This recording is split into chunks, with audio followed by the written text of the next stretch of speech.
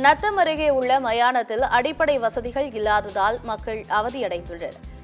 திண்டுக்கல் மாவட்டம் நத்தம் அருகே செல்லப்ப நாயக்கன்பட்டி ஊராட்சிக்குட்பட்ட மூங்கில்பட்டியில் சுமார் 1000 குடும்பங்கள் வசித்து வருகின்றன.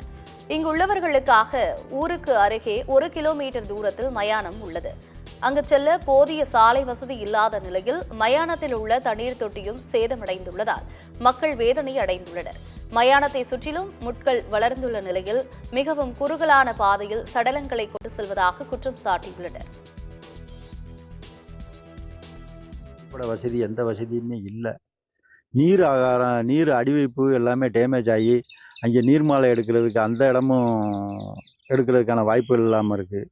அதனால ரொம்ப தூரத்தில் இருந்து தண்ணியை கொண்டு வந்து இந்த ஈமச்சடங்கு மொட்டையடித்து அவங்களுக்கு கிளீன் அந்த தண்ணி ஊற்றி நீர்மாலை எடுப்போம். அந்த வசதிகளும் பண்ண முடியலை. அதே மாதிரி மயானக்கரையில் எரிச்சவர்களுக்கு தண்ணியை ஊற்றி அனலாற்றி அதுக்கு முன்னாடி அதை ஈமச்சடங்கு எடுத்து திருப்போணம் ஆற்றுக்கு கொண்டு செய்ய போவோம். இது தண்ணி வசதி இல்லை, மின்கம்பம் வசதி இல்லை. இதை சரியாக சீராய்வு பண்ணி தரும்படி அரசாங்க அதிகாரிகள் இதுக்கு உரிய அதிகாரிகள் நடவடிக்கை எடுக்கும்படி நாங்கள் கேட்டுக்கொள்கிறோம்.